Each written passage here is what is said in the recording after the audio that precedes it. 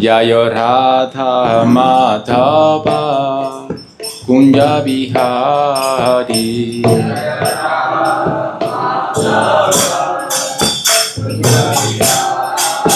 Jayo Radha Madhava Kunja Bihari.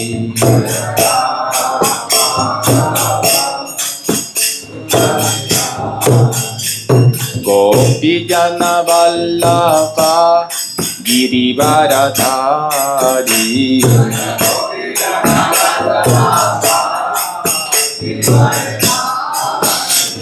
Gopi Jana Vallabha Girivaradhari.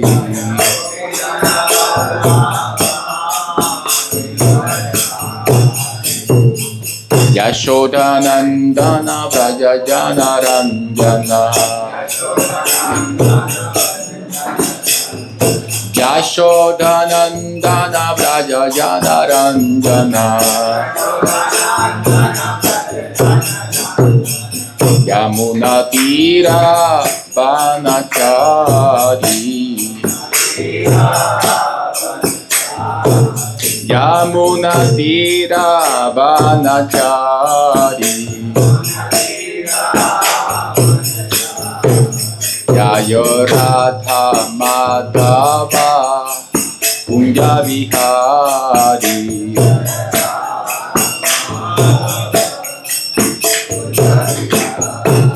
Jayo Radha Madhava Kunja Vihari.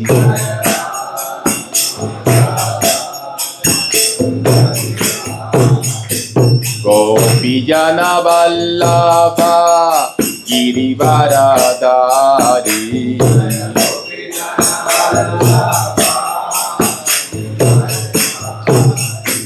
Gopi Jana Vallabha Girivaradhari.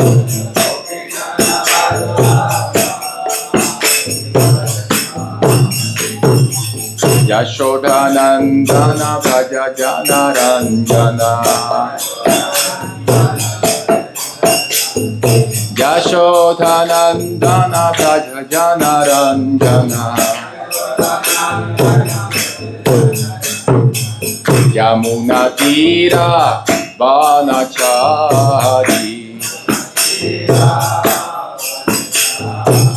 Yamuna Tira Vanachari.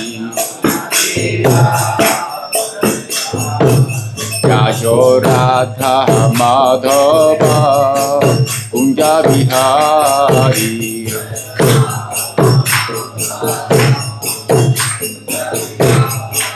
Jayo Radha Madhava Kunja Bihari.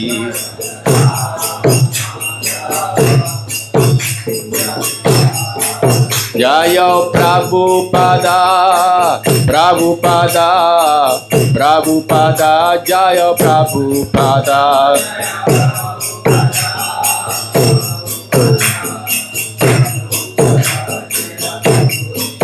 Jayo Prabhupada, Prabhupada, Prabhupada, Srila Prabhupada.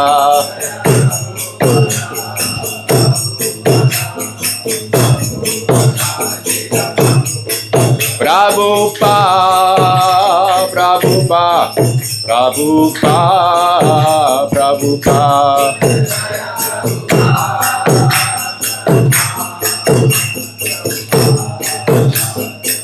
Jaya Guru Deva, Guru Deva, Guru Deva, Jaya Guru Deva.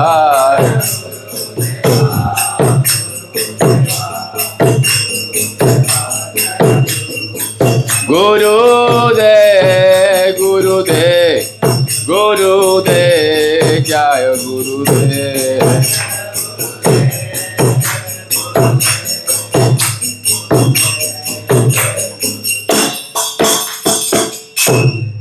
Jayo Nitha Lila Pravistam Vishnupada Paramahamsa Parivrajaka Acharya Astotra Satsi Simati Divine Grace A.C. Bhaktivedanta Swami Srila Prabhupada Ki.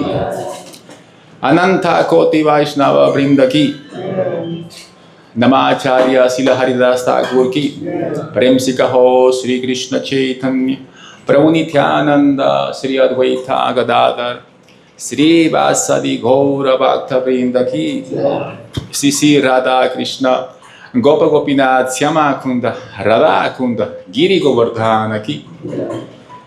All glories to the assembled devotees, all glories to the assembled devotees, all glories to the assembled devotees, all glories to Sri Sri Guru and Sri Gauranga. Jai Srila Prabhupada. Hare Krishna. Thank you all of you for coming, even though I very much unqualified to be sitting here and talking to all of you. But the opportunity was given, and I have to take this service, trying to share something with all of you. I was asked to share something in regard to how to live a monastic life in places in which is very tough, struggling. As you all know, originally in this life, I was born and raised in South America, in Peru. Those who don't know, South America is it's a Latin region, mostly all the South American countries speak Spanish as a native language. The only country who does not speak Spanish is Brazil. They speak Portuguese. So Krishna consciousness came to South America by Srila Prabhupada disciples. Prabhupada came only once to Latin America. Who knows which country Prabhupada did visit in Latin America? Who of you knows which was the only country that Prabhupada visited in South America? Who can tell? Venezuela? Yes. Prabhupada came to Venezuela. I think so in 1976, Prabhupada came to Venezuela.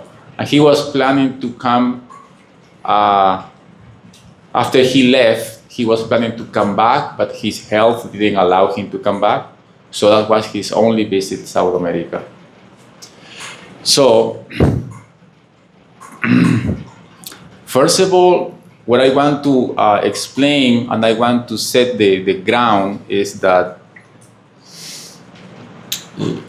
some of you have the opportunity to be travel abroad, India, outside India. Some of you? No. Okay, all of you are very fortunate. Very, very fortunate. And not because I said you are very fortunate, it's because Shastra says actually. Those who have taken birth in this sacred land, Bharata Bhumi, are very special souls. Those who have not taken birth in this sacred land, Bharata Bhumi, very tough life being awaiting for them. So when you read Shastras and they said, for example, Mahabharata and part of Bhagavatam, he mentioned this region in which the Yavanas live, the Chandalas. Yavanas, I guess, Middle East, Chandalas, China, those places, Mlechas, those who don't follow Vedic culture, and few more. So basically, people who do not follow Vedic culture, according to Shastra, are called uncivilized. Okay? So we have to set the ground. The civilized people and uncivilized people. What do you mean by uncivilized people? Means people who don't have culture. Because it's very, nowadays, common to hear, oh, American culture, European culture, or Peruvian culture. Actually, if we set the ground according to Shastra, there is one culture which is given by the Lord, right? Which is Vedic culture. So those who are outside Vedic culture are called uncivilized people. Okay? So in Chaitanya Charitamrita, in one of the purpose, Prabhupada said, actually, Christianity, Islam, he mentioned also, and so he says New Testament, Old Testament, Islam, those are mlecha dharmas. Prabhupada said that. Those are mlecha dharmas. The only real dharma is Sanatan Dharma.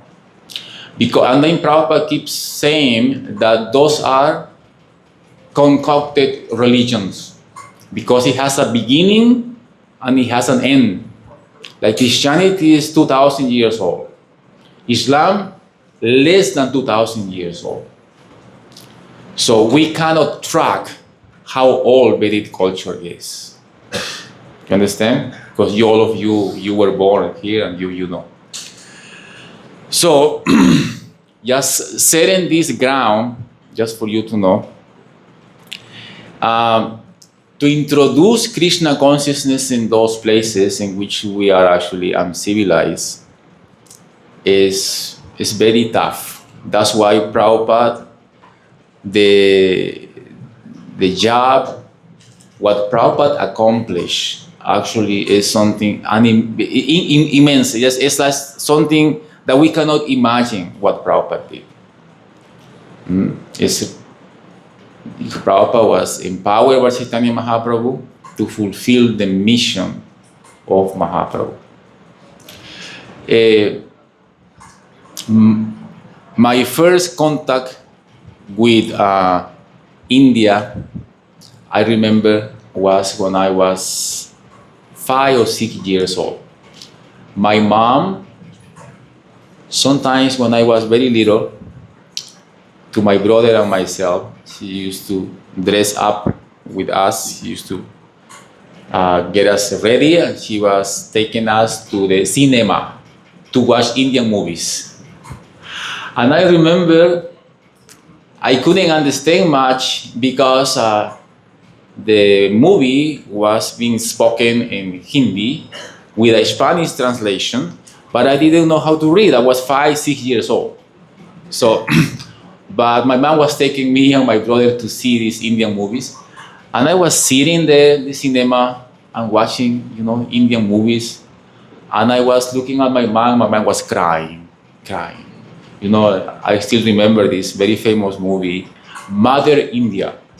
I don't know if some of you is familiar with this very old movie, right?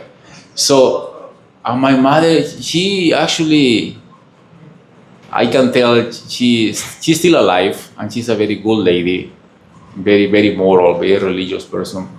Actually, I owe a lot to my mom. She was most of the time very emotional, because Indian movies are very emotional, right? It gets to the point that after having the whole episode conversation, there is these episodes of crying because the loved ones leave and they cry. Oh, my mom was crying also.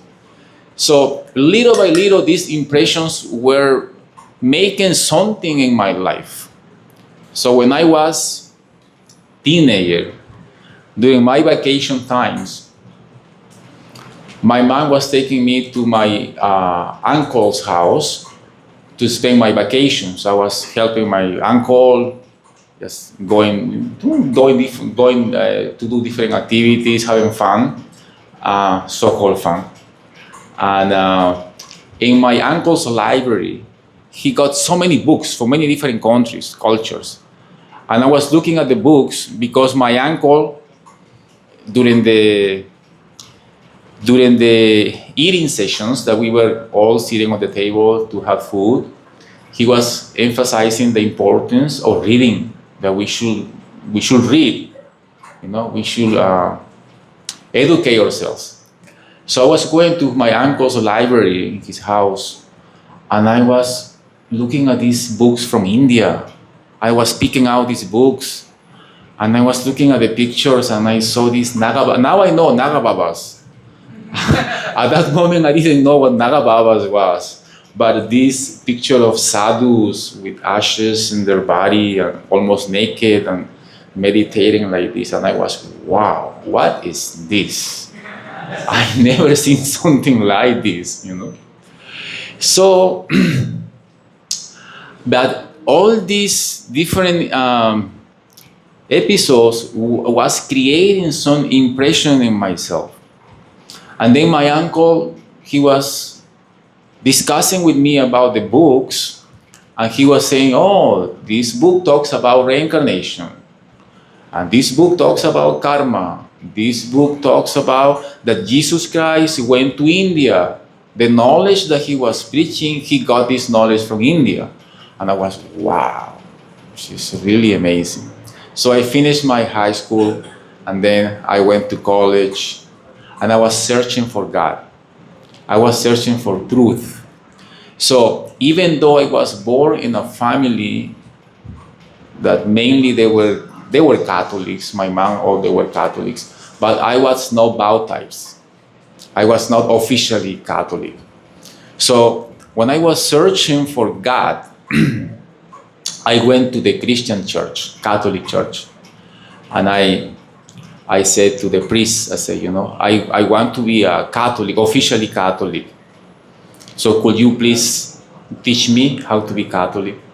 So he was spending some time with me. I was going almost every day. And then I officially became Catholic because I was baptized. I was a teenager. So, and I was going to church, but I was not happy. I was not satisfied. Something was missing.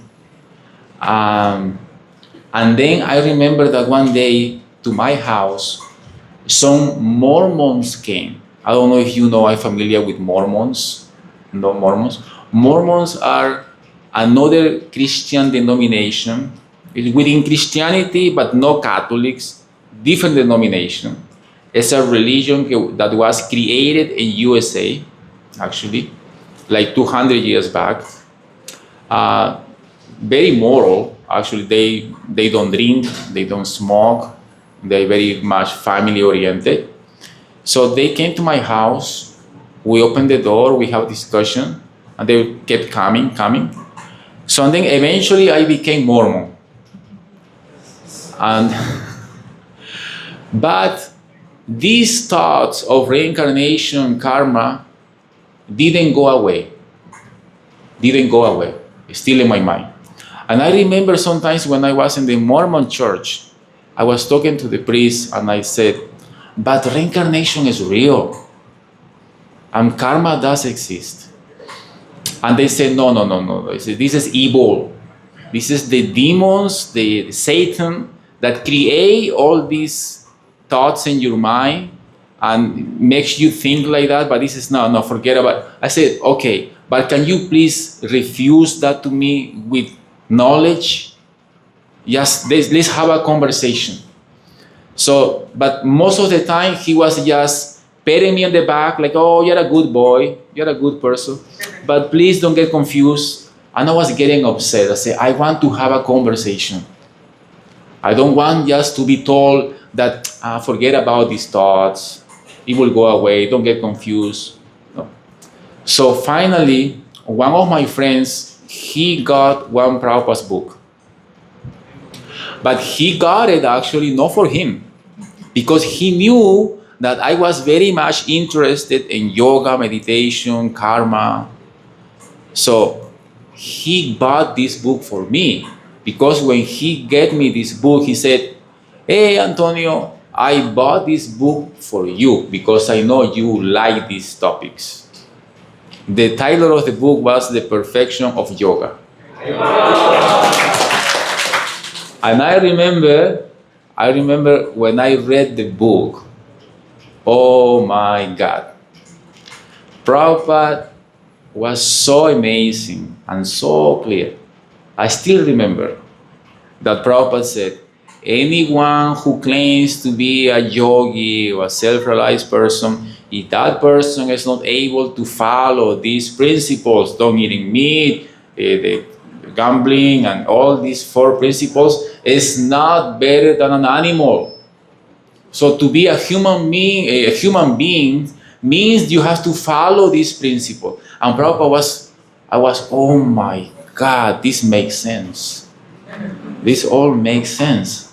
And I went to my mom and I said, Mom, I would like to go to this place to visit. So I was in college, but I was having my vacation at that time. So my mom, actually, she always agreed with everything I asked for. She's very, very, very wonderful lady in that sense. She said, okay, go and just tell me what's going on. But the closest Hare Krishna center in my region was like 4 hours away from my town in the capital city called Lima. So I needed to go to the capital in order for me to meet the devotees. I said, Mom, I have to go to Lima because there is no centers here in our town. And then she said, okay, go for 1 week and then you come back. Stay with your relatives in Lima, then you come back. So I went, and I remember when I went to the temple, it's like, wow. Devotees were sitting, taking prasada, and they were coming back from Sankirtan. The smell of incense, they were all shaved up, sikas, taking prasada, and they all looked so bright, like glowing. I said, oh my God, what is this? And they were having Gornitai deities. They were chanting, doing kirtan. I said, wow, this looks amazing. And they were preaching to me, and they were trying to do Sankirtan to me, sell books. I remember the first day I bought so many books like this. Anyway, that is how my Krishna consciousness career started, because since that day I never leave Krishna consciousness. And I remember that my mom, she said, okay, you have to come back. It's college, you have to come back. I said, Mom, can I stay with them for 1 year? And then next year I start my college. Just plus it. And she said, I said, okay, let's do it. So I stayed for 1 year, and then the next year for the enrollment into college came. And then my mom said, okay, now it's time, come back. I said, Mom, 1 more year. I kept switching for 1 year. After 5 years, my mom gave up. Because I said, Mom, I'm not coming back, please. Anyway, Krishna consciousness in those places is very difficult to be practiced for many different reasons. I want to share with all of you one pastime that it will give us actually some type of idea how fortunate you are in one sense, and then how tough is to practice Krishna consciousness in those places. I remember that we were having the December marathon, and previous to the December marathon, some change in the government came out. And the new government, they did something in the economy that all the prices went up, like for a lot. Like for example, something that we were buying for 10 rupees, the next day was like 500 rupees. Okay? So the excuse was that, all this has to be done in order to save the economy. So we were going out for Sankirtan, selling books for imagine, 100 rupees, but the next day we needed to sell the books for 1,000 rupees. And people didn't have money to buy the books because they were actually barely having money to eat. And the Sankirtan devotees, we were having our own Sankirtan base, completely independent from the temple management. And actually all the income that we were getting from the books, with that income we were paying the rent, we were paying our prasada, our bills, everything. So we didn't sell books, we couldn't pay all our expenses. So I remember our Sankirtan leader, he got this idea. He said, I want the devotees to be very enthusiastic to do the marathon. The one who wins the marathon, I will send that devotee to India. But if we don't have money, how are you gonna pay for the ticket to India? And ticket to India is very expensive, especially from South America. Coming to India is very, very expensive. And this devotee's name is Mahayana. I said, Mahayana, how are you gonna pay for the winner of the marathon to go to India if we don't have money? We don't have barely money to eat. And then he said, don't worry, I said. So everybody became very enthusiastic because everybody wanted to win the marathon to come to India.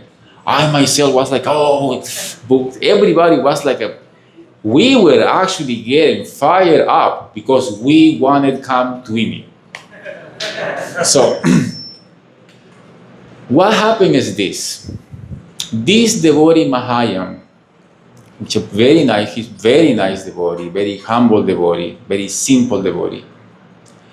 One of the persons from the congregation became very close friend of Mahayana, and this devotee from the congregation offered a ticket to India to Mahayana. You mean this person was offering a ticket to India to Mahayana, to this devotee Mahayana, okay? But Mahayana, without telling to anyone, he was putting his ticket as a prize for the marathon. Imagine how nice, wonderful devotee he was. He never been to India. He never been to India. But he was willing to give his ticket in order to increase the marathon, to create nice atmosphere, and to get everybody fired up to do more books, to give his ticket as a prize to the winner to come to India. So I didn't win the marathon, unfortunately. Another devotee won the marathon. And then this devotee was so happy, I'm going to India, I won the marathon. So, but something really amazing happened. And this is actually what I want to tell you is Krishna is real.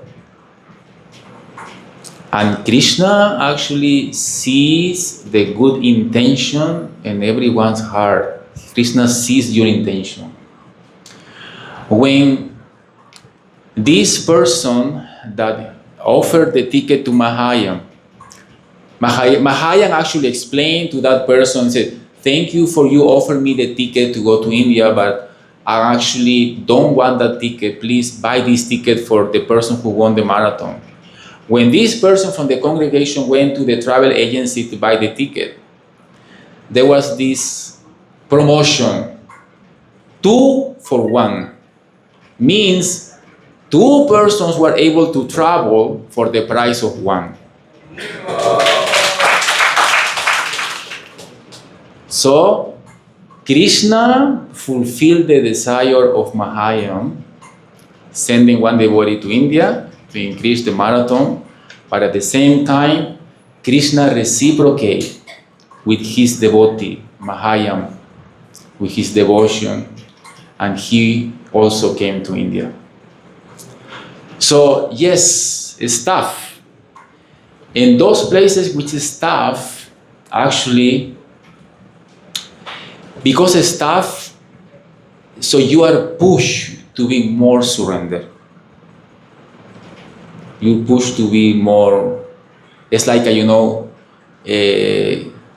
you push to be more austere.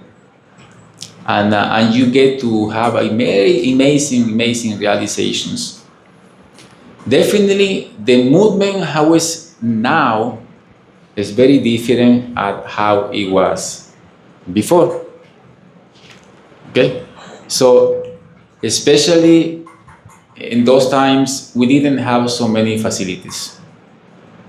No many facilities. Now, actually, I'm very happy to see how Krishna consciousness is growing, especially in India. Not too much in the West. Yes, here and there in some places, but in India is wow. It's like all of you should feel very fortunate. But at the same time, no fall in feeling of completions. Okay, because yes, Krishna is giving a lot of facilities here, a lot, but don't get trapped and be completions. No. Like I was talking to some devotees yesterday. Imagine that your parents didn't have much, and in order for them to give you education or to provide for you, they struggle a lot. So you came to be, and then happens that because of the struggle of your parents, so you are in a good situation, good education, you were given everything you need. So they struggle a lot, but for you, life is very easy. So the same, in this Krishna consciousness movement, Prabhupada, his followers, especially Srila Prabhupada disciples, the devotees, the pioneers, and all this movement, they did struggle a lot. So when we came to Krishna consciousness, actually, it was almost already done. All the struggle, it was already done by them. We came when everything was already set up. So, since I was asked to talk about this topic, how to be or how to live a monastic life in those types of environment is very difficult for many different factors. And I will try to cover some of these factors one after another. First of all, not just the environment, okay, in which we are, but everything is completely against Krishna consciousness. Everything is completely against Krishna consciousness. In your family circle, your friends circle, your job circle, and your everything is completely tough. It's tough. Like for example, in Los Angeles is a city of almost between 12 to 15 million people. And there is only one temple. Our congregation is, I can say, living in the temple area, around 300 people, but active, doing service, full-time service in the temple, I can say between 30 to 50. And I came to Los Angeles in 2008. And what I see is that the numbers of devotees, instead of increasing, is decreasing. The numbers of brahmacharis, instead of increasing, decreasing. The numbers of bhaktas, new bhaktas, instead of increasing, decreasing. Everything is decreasing. In the West, you might be familiar with many different ways of preaching that has been going on in the West. We see different devotees in the West creating different styles of preaching, innovating different styles, how to preach, how to get to people. And even that is very, very tough. And then when you make devotees, that's another thing actually.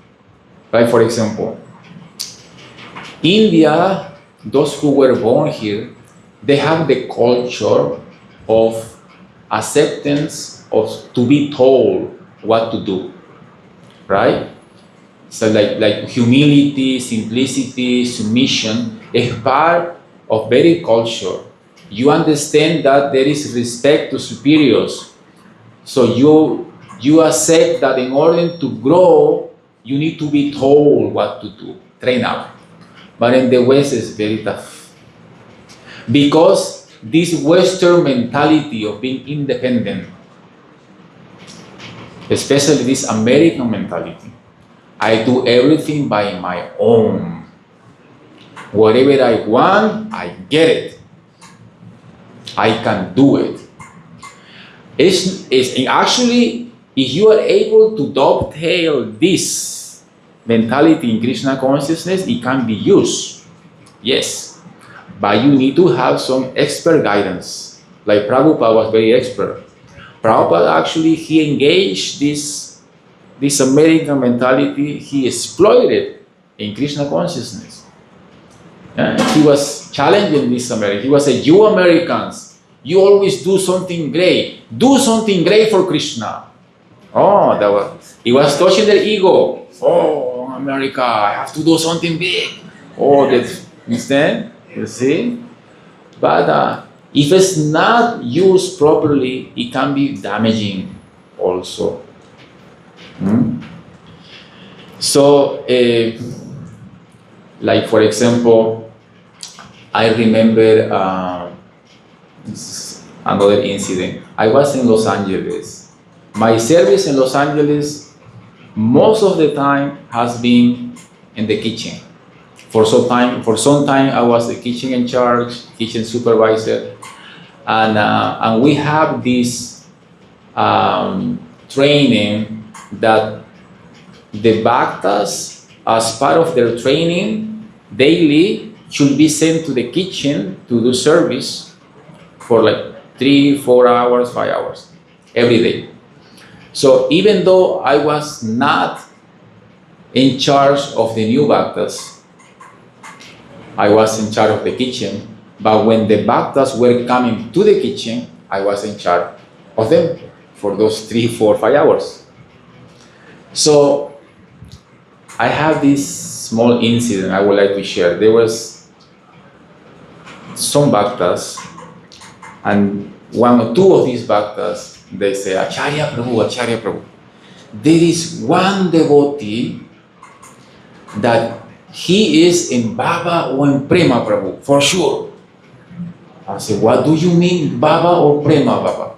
Huh? He said, because when he chants, he rolls in the ground and he starts crying. I said, wow, how is that? Yes. And I said, no, don't believe in that, this is nonsense. And after 1 week, the same, Acharya Prabhu, I'm telling you, this bhakta in the bhakta room upstairs, so when we do kirtan, in the room, he rolls in the ground, he starts crying, and we don't know what to do. I said, okay, let me go. So I remember, so I went upstairs and we were having kirtan. And I was just looking from the corner how the bhaktas were enjoying the kirtan. And actually happens exactly how they told me. They were having the kirtan and this bhakta fall on the ground and start having these Sattvika Babas, Andu Babas, Vyavachari Babas. Bye Babas, all these symptoms of Prema Bhakti on the ground, crying. Oh my God. So I told the Bhaktas, please everybody get out from the room. So everybody left, and I was in the room, myself and the Bhakta. And then I said, Hare Krishna Prabhuji, can you please get up? And then he was like, Prabhuji, I'm talking to you, could you please get up? He was like, and then I went close to him and said, could you please get up? And then he wake up. And then we have some conversation. So my point is that to train up bhaktas or to make someone Krishna consciousness in the West is not easy. His case, Gauranga Prabhu, all of you know Gauranga Prabhu from GED? Yes. Rana Maharaj disciple? So I met Gauranga Prabhu in Los Angeles when he was coming. He used to come every year. Even now, he goes to Los Angeles. So he knew my service was in the kitchen, and sometimes because of the bhaktas doing service in the kitchen, I was taking care of them for those 3-4 hours. And sometimes he used to have conversations with me about temple, devotees. And then he said, Acharya, how is the preaching going on? How many new devotees have been, joining? And I said, Prabhu, not many, Prabhu, very few. And then he said something. He just figured it out by his own. He said, these Westerners people or devotees, they flip. He said, they flip. And I said, what do you mean they flip? Oh, they are okay for some time, but then suddenly, boom, they are a completely different person.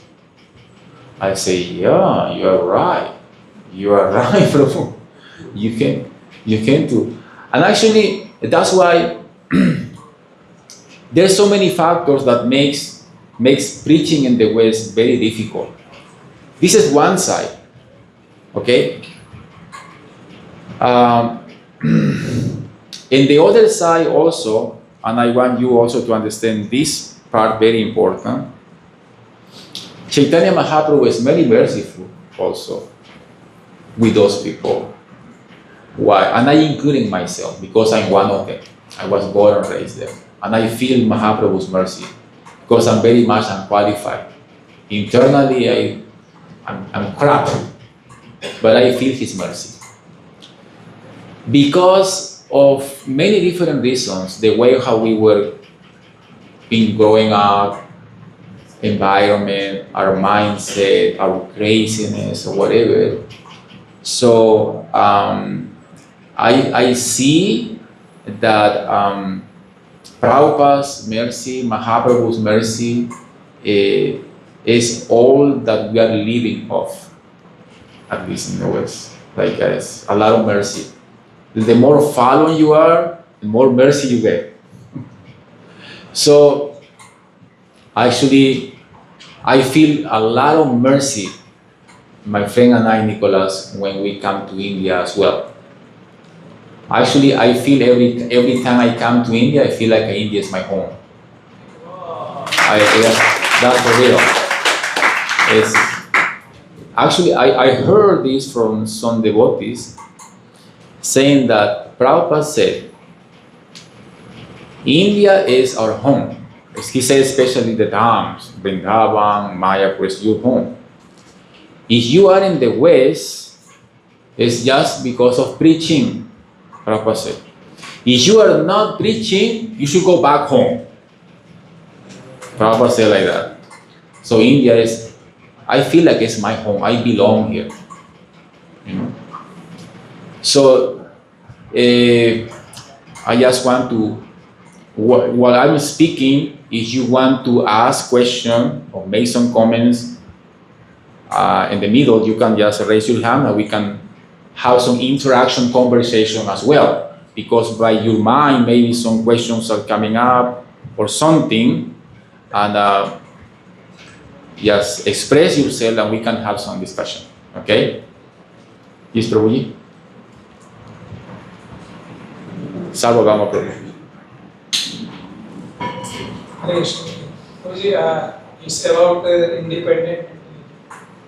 How we can save from dependent mentality and surrender to Guru and Vishnu.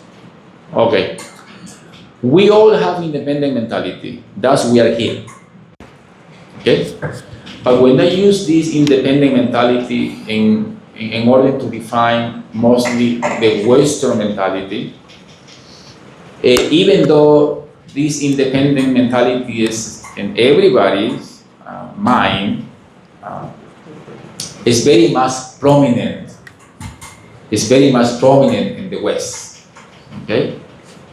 Because in the West, we come from this culture that you can get whatever you want if you put your effort. That you are the, how to say, the builder of your future. You just need to dream, have a dream, set your dream, work hard, and you will get it. Have you heard about this term, the American dream? Everybody's chasing for the American dream. What it means to have the American dream? Can someone define what it means to have the American dream? What it means, the American dream?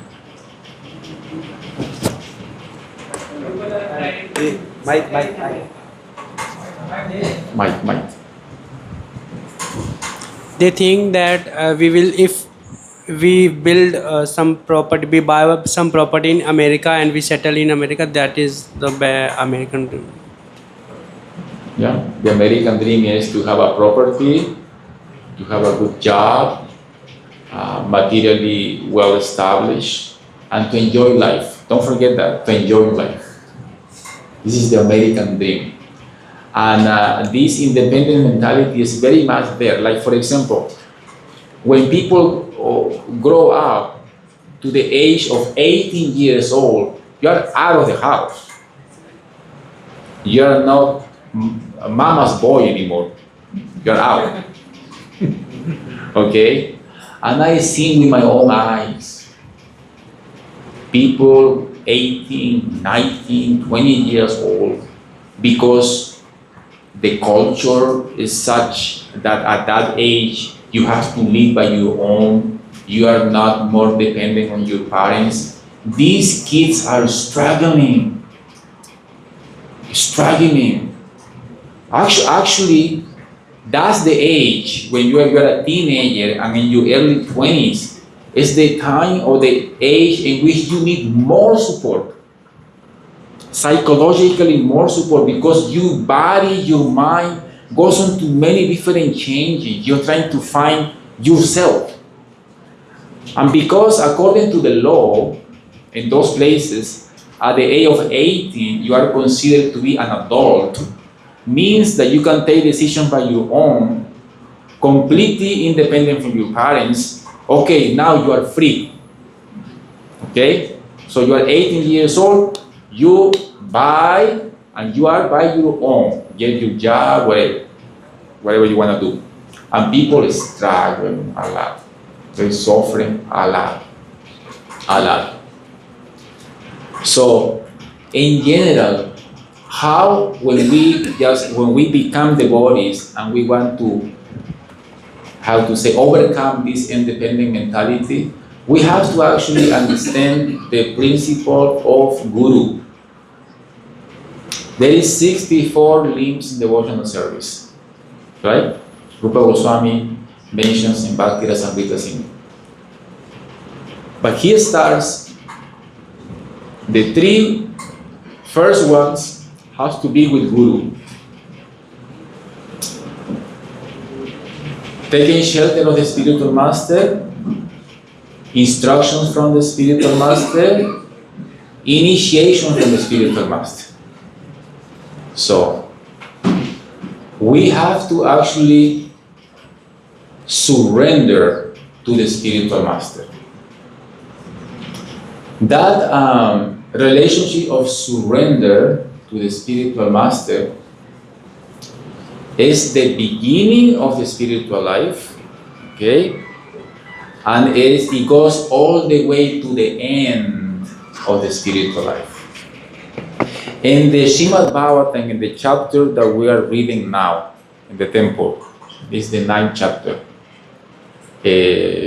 Prahlad Maharaj pacified Lord Nrsimhadev. If you, maybe some of you has Bhagavatam there, can read the Canto 7, chapter 9, text 28. Can someone has 28, text 28, chapter 9, Canto 7.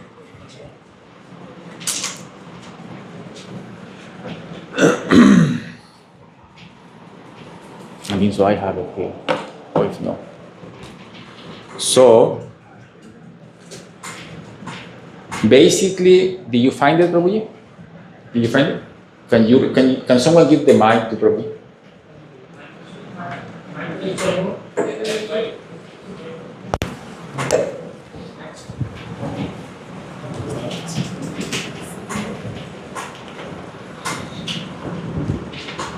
My dear Lord, O Supreme Personality of Godhead, because of my association with material desires, one after another, I was gradually falling into a blind well full of snakes, following the general populace.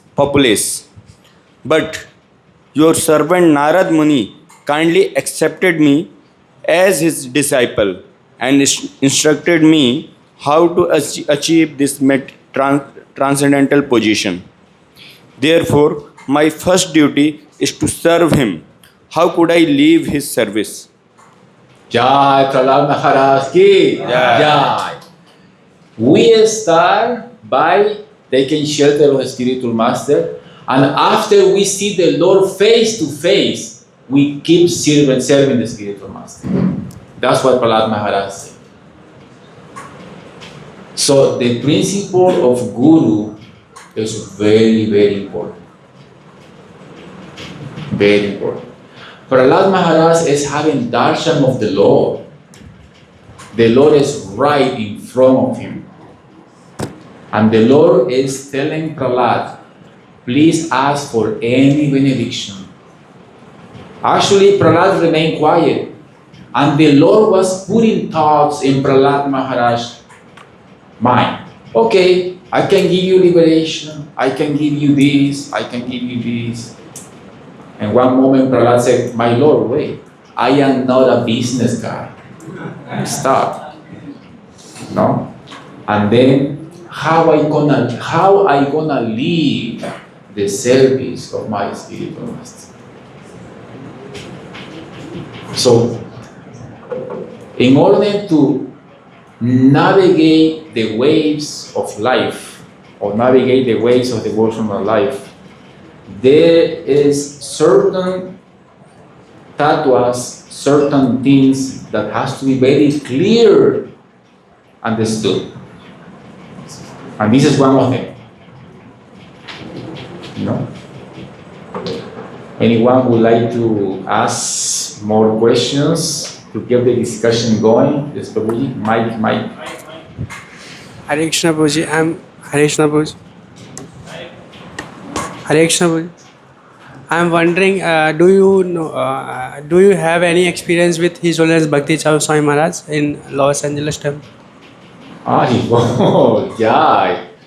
Bhakti Charu Maharaj ki Jai. I love Bhakti Charu Maharaj. I only have actually one experience with Maharaj. I heard before I met Bhakti Charu Maharaj many things about Bhakti Charu Swami, because Bhakti Charu Maharaj he was one of the associates of Srila Prabhupada, even though he came to the movement late, like 76 or 77, 1 year before Prabhupada's departure. But Maharaj got full seva from Srila Prabhupada, to Srila Prabhupada. First of all, before sharing the small interaction I got with Maharaj, one of the things that I remember from Maharaj that stuck in my mind is mostly all of his lectures, he was talking about Srila Prabhupada. Like when you hear His Holiness Jayapataka Maharaj, he's a Gauranga Bhakta, right? Gauranga, Gauranga! Different Swamis, Gurus have different moods. Like Jayapataka Maharaj, now he doesn't do it so often, but before he used to shout Gauranga, Gauranga. Bhakti Charu Maharaj, Prabhupada, Prabhupada, Prabhupada. See? Another thing is, Bhakti Charu Swami emphasizes a lot, never leave ISKCON. Many times, Bhakti Charu Swami. If you listen to his lectures, his conversations, never ever leave ISKCON. He said, under any circumstances, never leave ISKCON. When you see someone like Bhakti Charu Swami, who got so close association from Srila Prabhupada, very close association from Srila Prabhupada, having these realizations, is because he got this Prabhupada's mood. He knew Prabhupada's heart. That's why he's talking like this. I remember once Maharaj came in Los Angeles and he wanted to cook for the community. He wanted to make some preparation with the spinach and semolina. Since I was doing service in the kitchen, my temple president called me and then he said, Acharya, please assist Maharaj in whatever he needs, whatever he wants, be near to him, please take care of him. So I got the mercy from Maharaj. I introduced myself. I said, Maharaj, please accept my humble obeisances. I was told by my temple president, I will assist you. Maharaj looked at me, he asked my name, where are you from? And then he said, who is your spiritual master? And I said, I'm a disciple of His Holiness Jayapataka Maharaj. He opened his eyes, he said, oh, Jayapataka Maharaj, he's my really good brother. How are you? And he started talking, spending some time, made me feel very good. That was the only time now. Actually, when Maharaj left, there was a big loss for this movement. Big loss. Big loss. I didn't have so much interaction with Maharaj, but I don't know, he's very special for me, because of his mood, you know, very loyal to Srila Prabhupada. I remember when he left, I don't know if some of you know, my Guru Maharaj said, why Bhakti Charu Swami didn't tell me that he was planning to go to the West? He went to the West, but I didn't know he was going. If I knew he was going, I would say, don't go. It's very dangerous, because that happened during COVID time. And then after Bhakti Charu Swami left, my Guru Maharaj said, I saw some symptoms in Bhakti Charu Swami. He said that I can tell he was experiencing some very high emotions of Baba Prema. We couldn't stop it. He just wanted to. His emotions were taking him to a different level. You know, it's a big loss for us, but that's, you know, sometimes we don't understand Krishna's plans. You know, I remember when big warriors in this movement were still alive, like Bhakti Tirtha Maharaj, Tamal Krishna Maharaj, Gaur Govinda Maharaj, many big Maharajas, Gopal Krishna Maharaj. Very few stalwarts still alive, very few. So the movement actually now, from now on,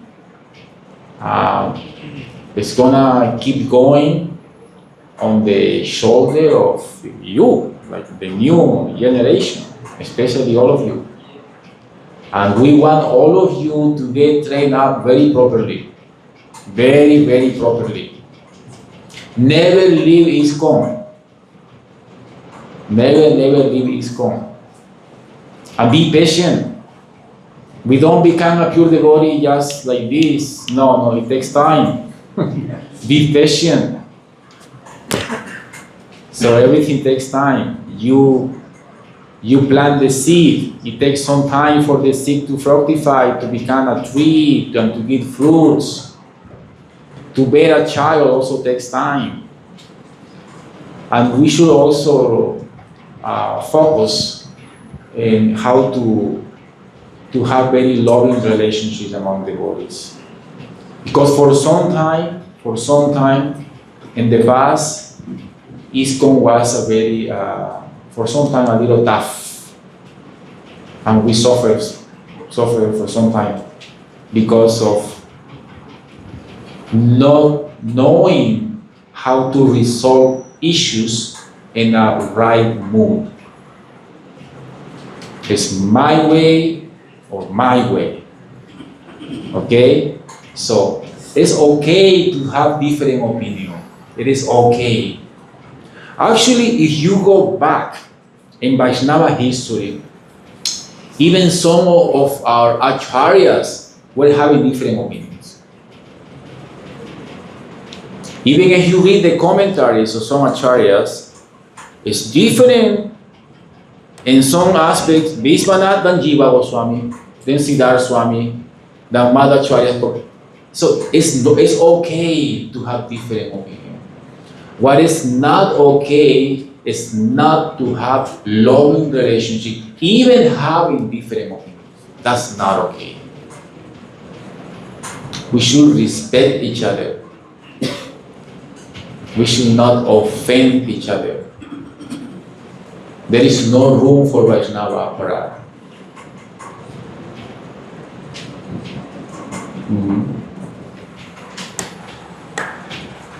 Hare Krishna Prabhu. As you mentioned in the class that most of the new bhaktas in the West, they left the temple in the middle because of so many factors, as you mentioned, like independent mentality, craziness, environment, etc. But since 20 years you are serving in the movement in the Los Angeles temple. So my question is that what things save you from this whole factor? Like how you save yourself from this whole factor, because you also born up in the West. Wow. Actually, not everybody join and leave. Some of us will stay, is still there. But it's a little difficult to maintain. I'll tell you something. From my generation, we were almost 15 bhaktas. From those 15, those who still remain,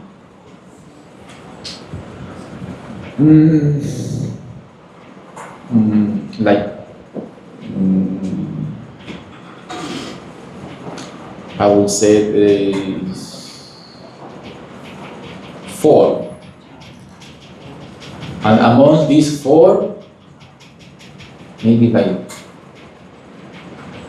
1 might like a full-time devotee, and the other 3 they are doing some service, but not too much compromise with the movement. And the other ones, some of them just visitors here and there, and some of them disappear.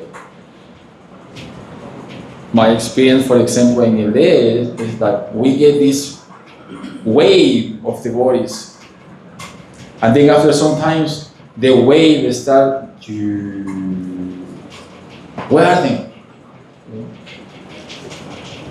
Yeah, some of them remain.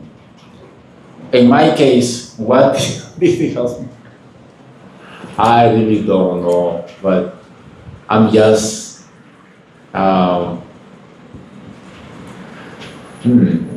actually, I can say that mercy of the Guru, that's mercy. I really don't know. I just hard-headed person. No, actually, I want to know what practices you did at that time, because definitely these thoughts are also coming in you, like independent mentality and in your young age. So how you deal with this all type of things at the time? Like what practices you did? Like, Okay. I was chastised many times. I was very, I'm not immune to this Western disease. I am, my friend Nicholas, he knows me very well. I'm struggling, I'm struggling with a lot of anarthas. What keeps me going? Because there is no happiness outside. What else can I do? There is not. Like for example, twice a year, I go to spend some time with my mother. Okay? She's very well taken care of. But when I go, every time I go, I have very high expectations. Oh, I'm gonna go and I'm gonna cook by myself. I'm gonna do this, and my family. I'm gonna talk to them about Krishna. But when I go, every time I go, I get completely frustrated.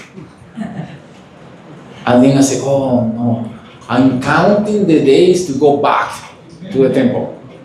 So, and then I say, this is not life.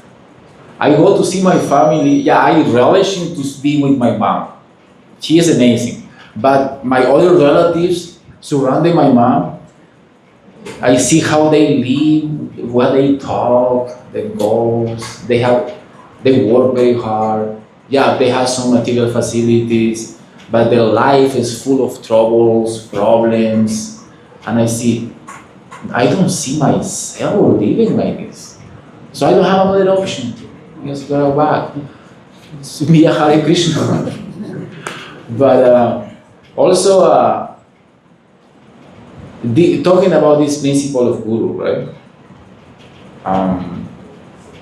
I was praying for some time to get some personal service of my Guru Maharaj. I was praying to Krishna for that.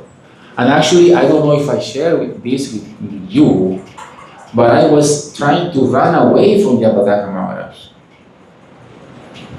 Did I tell you that? When I joined the Krishna consciousness movement, the first guru I met was his Holiness Trivikram Maharaj.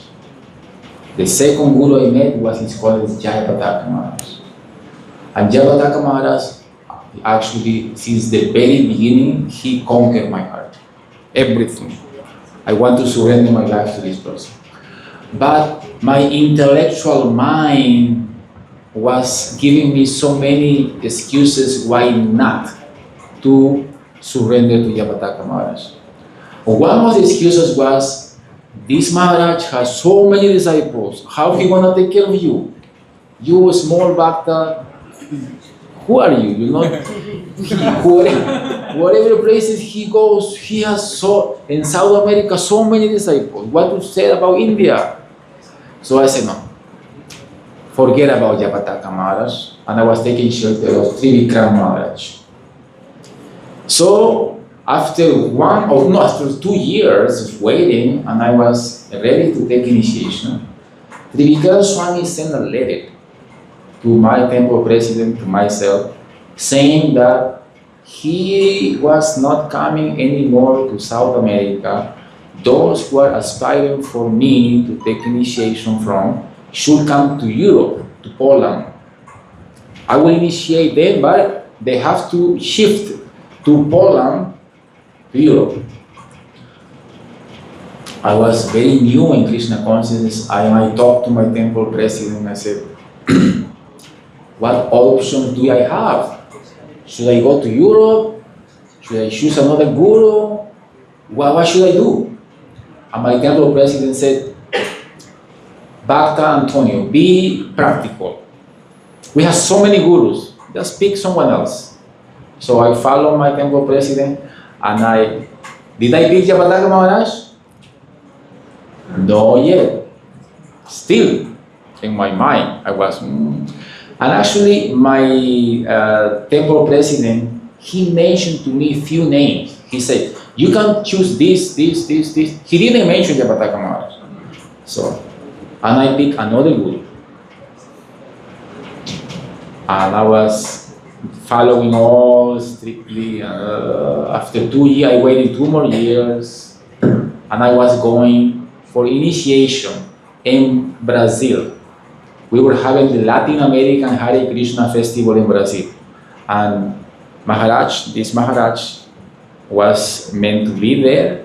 So we were going from Peru, traveling from Peru to Brazil. So when I came to Brazil, we got the news that this Maharaj was not guru anymore. He was not serving as a guru. In my heart, I said, I have to surrender to Japataka Maharaj. I cannot keep running away from this personality. But still, I was having these thoughts in my mind.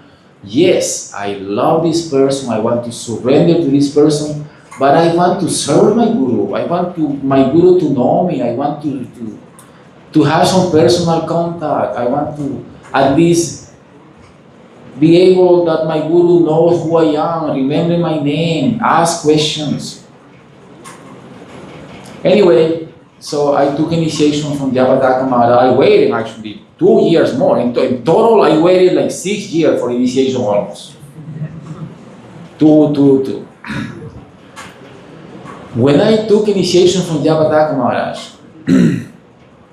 and then after a few years, he got the stroke in 2008. Oh, you remember? But you were not there, but you know. In 2008, he got stroke in Yuhu, Eastern Yuhu. And happens that he went to Los Angeles for treatment. And the treatment lasted for more than 6 months. And I was living in Los Angeles already. And I got to serve my guru for 6 months continuously. So, I told you a few minutes back, Krishna fulfills your desires. When you have the good intention and you have a strong desire, Krishna fulfills your desires. Those 6 months, and also in another times I got to serve him, but I established some type of connection with him that maybe some mercy that I cannot leave this building. I love ISKCON, you know, and I know who I am. I am full of anarthas, very much unqualified. Nicholas knows how rascal I am, this and that, but I love ISKCON. Let me tell you this, I really love ISKCON, and I love ISKCON devotees.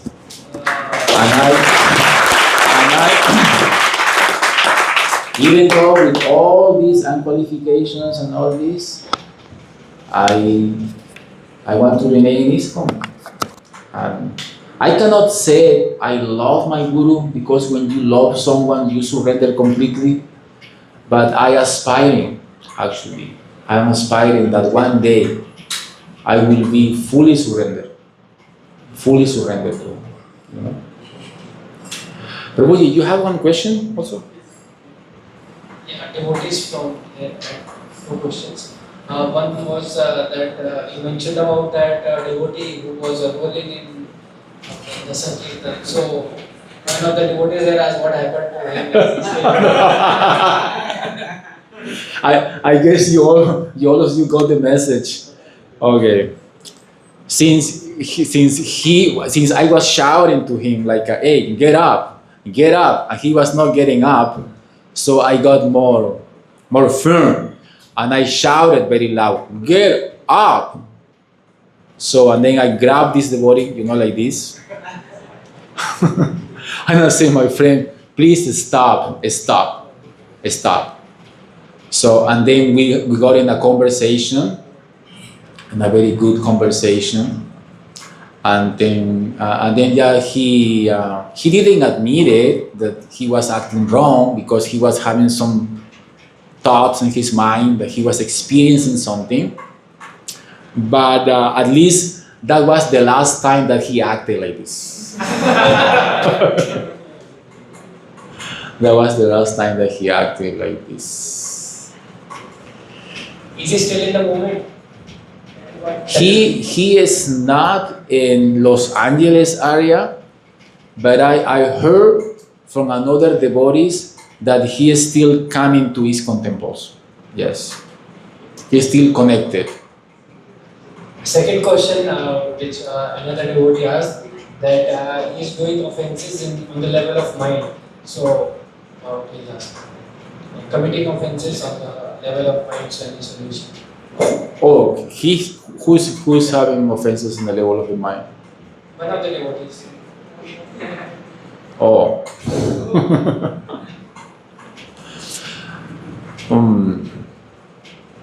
Actually, we have two covers, this gross cover and the subtle cover.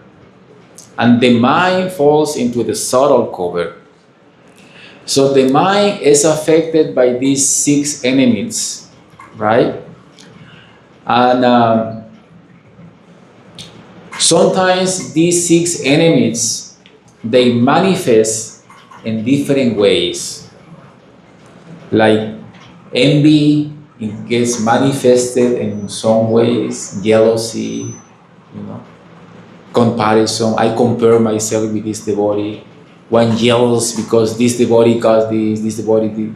Why this devotee is getting more appreciation than me, or this and that. Actually, it's mostly envy. What happened is teams to change all these patterns of thought. It doesn't happen suddenly. No. It doesn't happen just like this. We should pray to the deities. Okay? We should pray to the deities. And we should chant our rounds in a very sincere mood. First, we have to acknowledge that we have a disease. So we have to acknowledge that, you know what? I don't want to be a pretender. It's tough, it's painful. I do have these anarthas. Yes, my Lord. I'm here right in front of you, and I'm sorry, but I had admitted that I have this disease. I am very envious of this devotee, or I'm lusty, or this and that. But my Lord, I don't have any other shelter. Where else can I go? Where else can I go? You are my only shelter. And please help me to overcome this. And we should try to do a good sadhana. And I'm gonna be, we can pray like this, we can chant very intense, good rounds. For some time we're gonna do okay. And again, the mind will revive these thoughts. Because the mind is very rascal. Okay, for some time we're gonna be like this, and again the mind goes. But again, we have to go pray, and chant good rounds and pray to the Lord. And then one day, without you noticing, you're gonna be free of those thoughts. You know?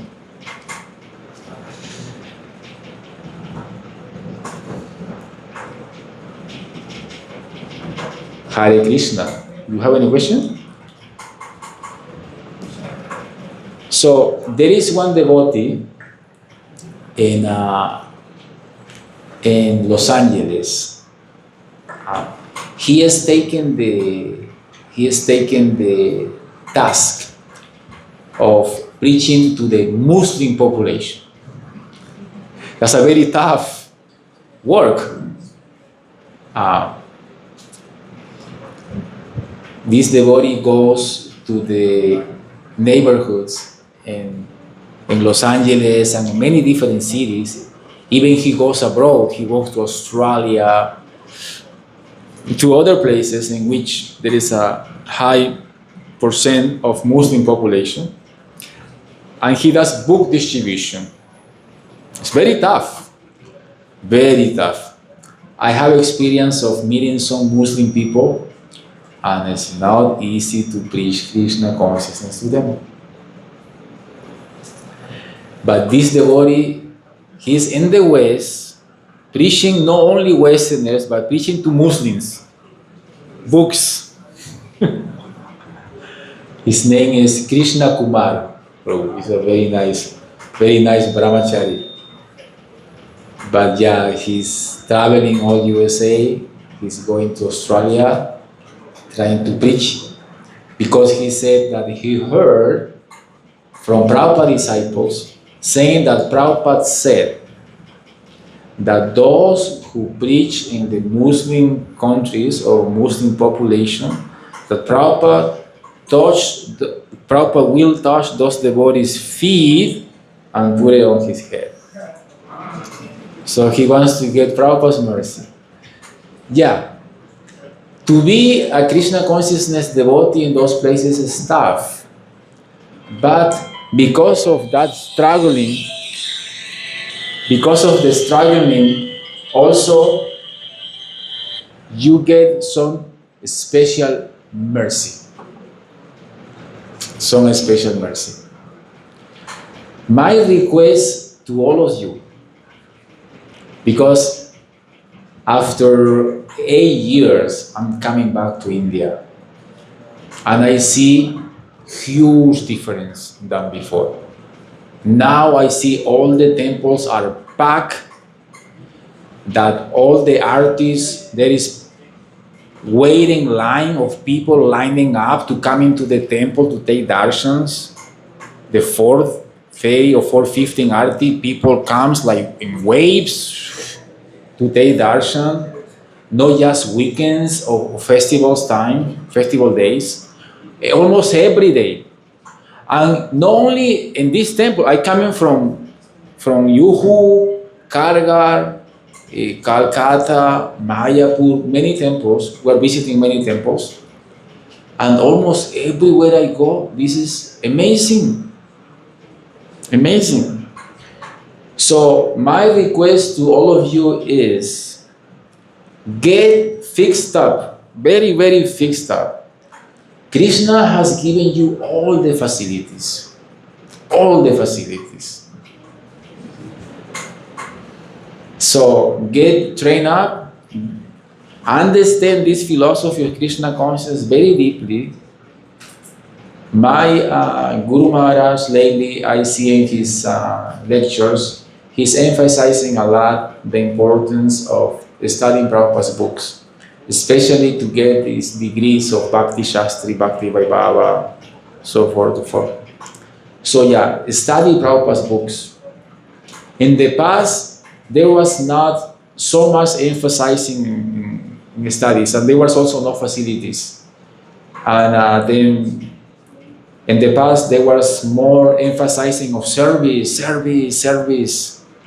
Prabhupada, service, surrender, service outside. Yes, service is very important.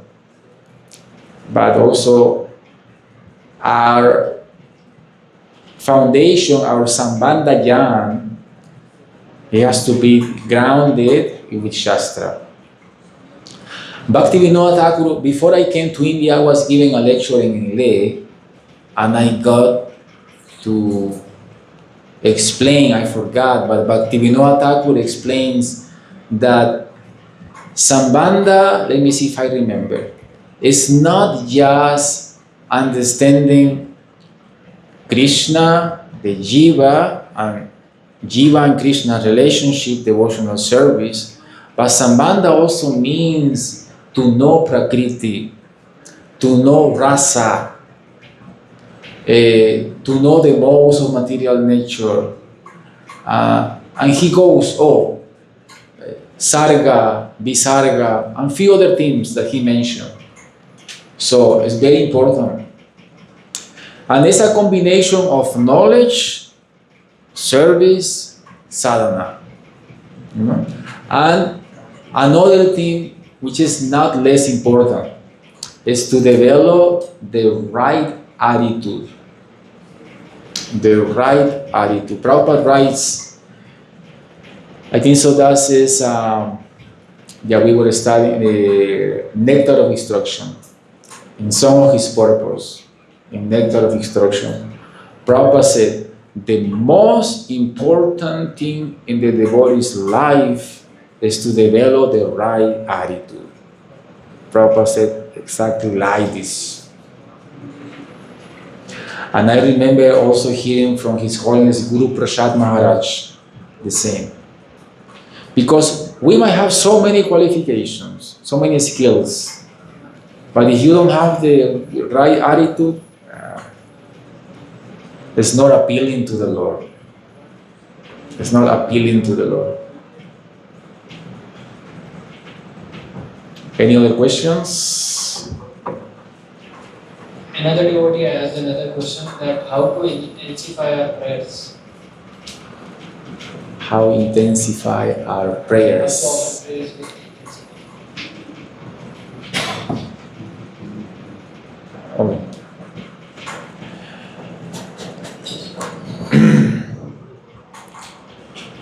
Okay. First of all, prayers is the soul crying for the Lord's mercy. Okay? The soul crying for the Lord's mercy. In our level, because we all sadhakas, Bhaktivinoda Thakur, some of our acharyas, they explain that there is different types of prayers. Maybe you know, right? There's many different types of prayers. Lala Samaji, this is prayers feeling separation from the Lord. Actually, this type of prayers is show at very advanced devotees in the level of prema. But we won't talk about all these different type of prayers because in our level as a sadhakas, we are not in that level. So we want to talk prayers in the level of crying for the mercy of the Lord to reconnect ourselves with the Lord. So, Gaur Govinda Maharaj, he used to say that ISKCON is an institution in which we learn of how to cry for the Lord's mercy. So, we intensify our prayers when we feel ourselves that without Krishna's help, we are nothing. We are nothing. When we feel desperate, like, without Krishna's mercy, my heart is completely empty. I'm nothing. Everything I have comes from the Lord. So you have to be very intense in your prayers. But at the same time, the Lord will reciprocate with your prayers, and we should act accordingly. We should act accordingly.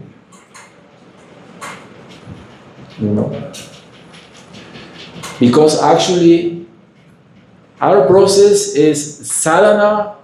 We are sadhakas. We are performing sadhana bhakti. No, but also our process is